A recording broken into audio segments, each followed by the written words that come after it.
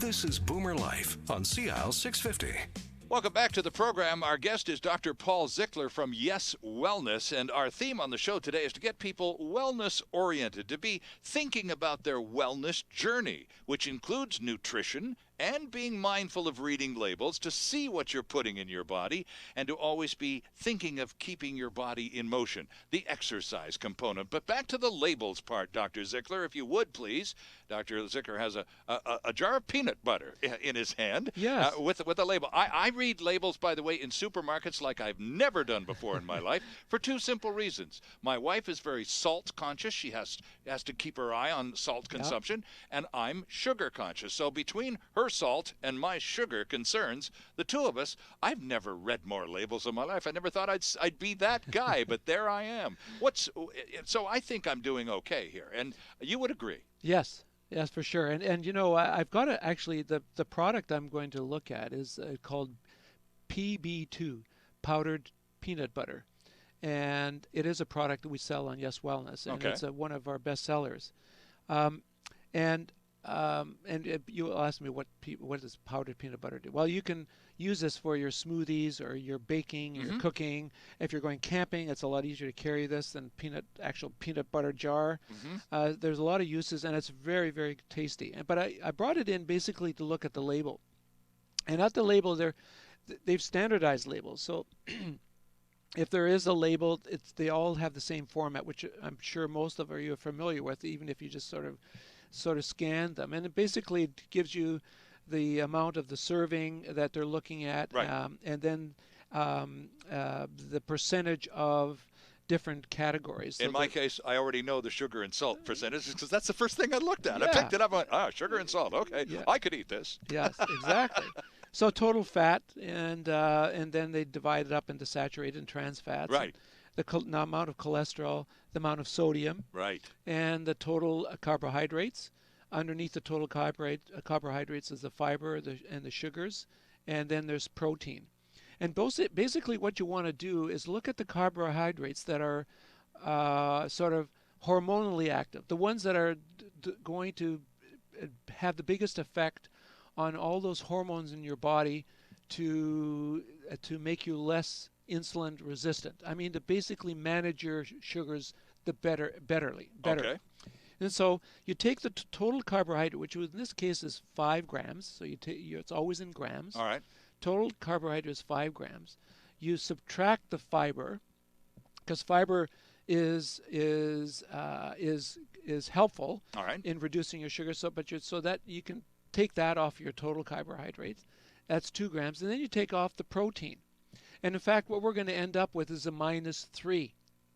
The number -3, anything below 15 is pretty good. Okay. And depending, again, how we metabolize our sugars and proteins, I remember we spoke at one point of how different we are in terms of how we metabolize things. Yeah. Then, depending on that, you can get some people that really don't metabolize sugars very well should have a lower number. Right. And people that can metabolize carbohydrates very well can have a higher number. But if you look at 15 or less as your number, then you're in the ballpark of making a good choice on your product in terms of its hormonal carbohydrate activity. Now, what Dr. Zickler is holding in his hand is one of the products that you can get at YesWellness.com, and it's a superior product. If, for comparison purposes, next time you're in a supermarket and you haven't done this, go to the frozen section where they have all the prepared foods that you heat and serve, nuke it in 3 minutes or less, and there's your instant dinner.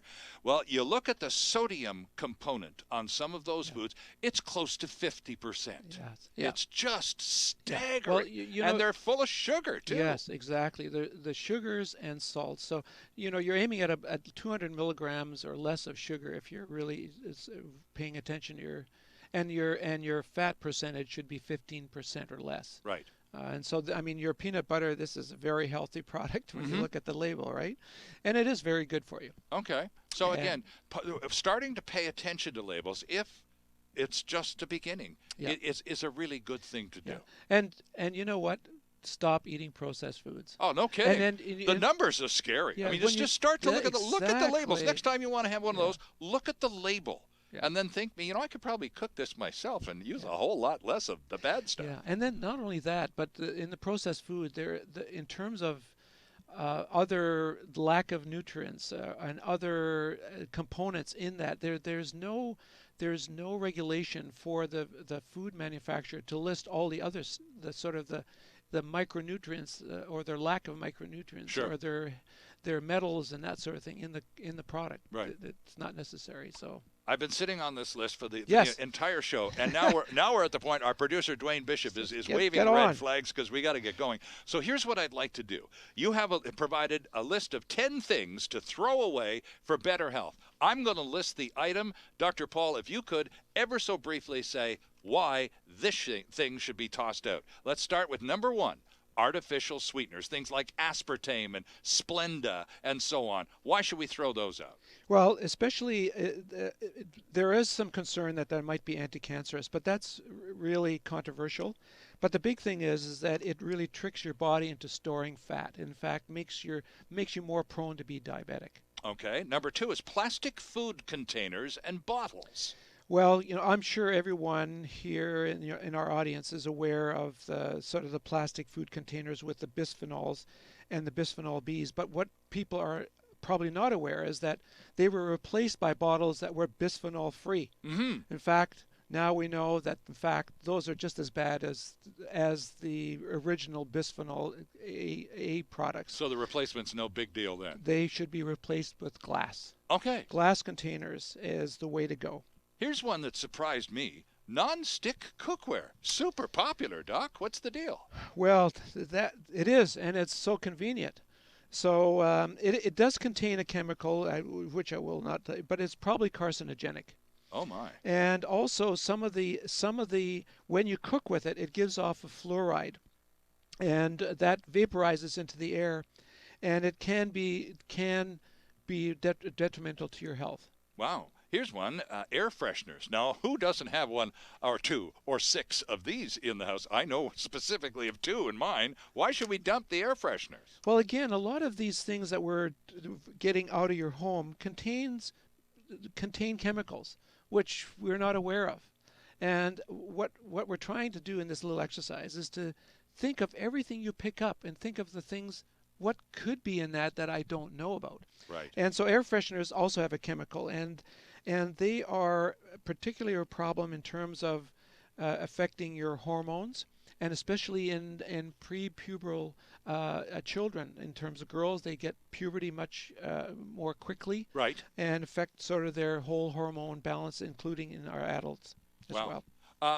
Is this list on YesWellness.com? I will put it on. Excellent, because we're fresh out of time. We're only halfway Oh, through. okay. So here's what we'll do. We'll do the other half when you come back for your next visit, because I would like to hear your reasons for getting rid of the other 5 products that all of us have in our house. Dr. Paul Zickler is our guy from YesWellness.com, an excellent website with lots of useful information, great links to other well-informed sources, and wonderful products to take a look at as well.